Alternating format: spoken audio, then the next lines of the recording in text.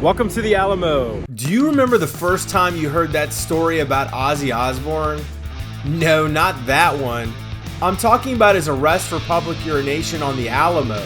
On February 19, 1982, a blitzed Ozzy stumbled out onto the streets of San Antonio in his wife Sharon's dress. She had taken his clothes to keep him from going outside.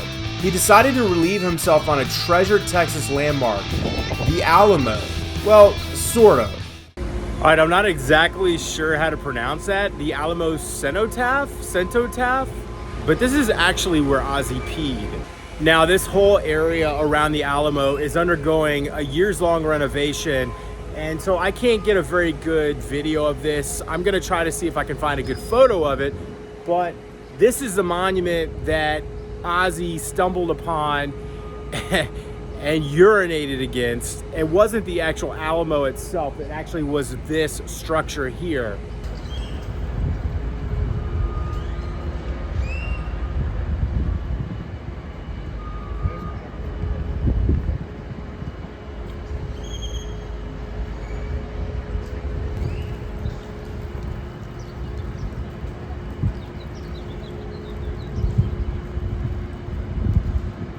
Now, I can't find any information about where he was staying.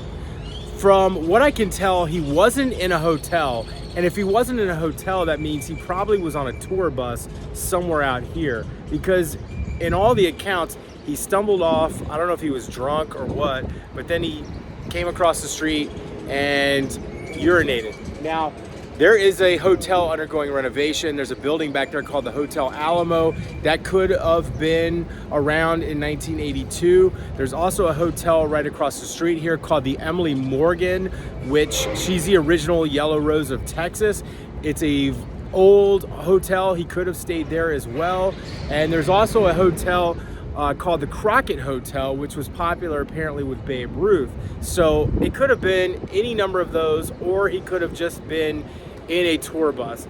Regardless, this is where it all went down.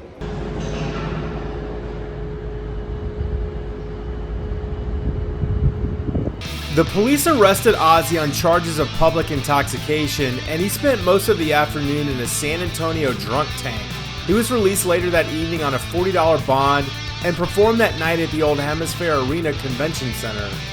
Original home to the San Antonio Spurs, the Hemisphere Arena was opened in 1968 and demolished in 1995.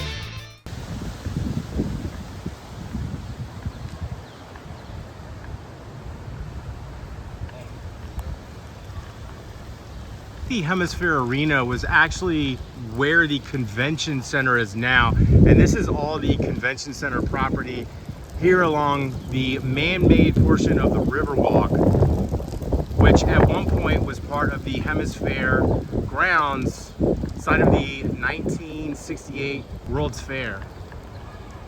Correct me if I'm wrong if you're a local, but here is the backside of the convention center. And I think this is where the Hemisphere Arena was, right here next to the Tower of Americas.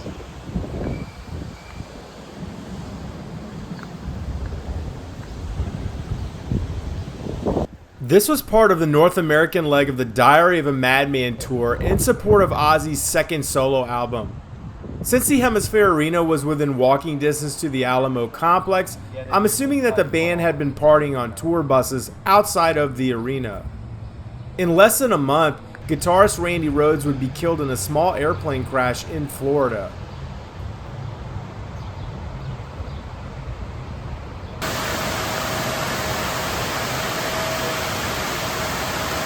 Ozzy was banned from playing San Antonio again until 1992, when he made a public apology to the city and donated $10,000 to the Daughters of the Republic of Texas, the organization that maintains the Alamo grounds.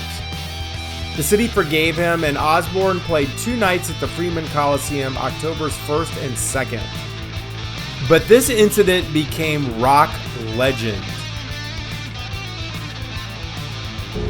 Thanks for watching. If you like this video, please feel free to give it a like.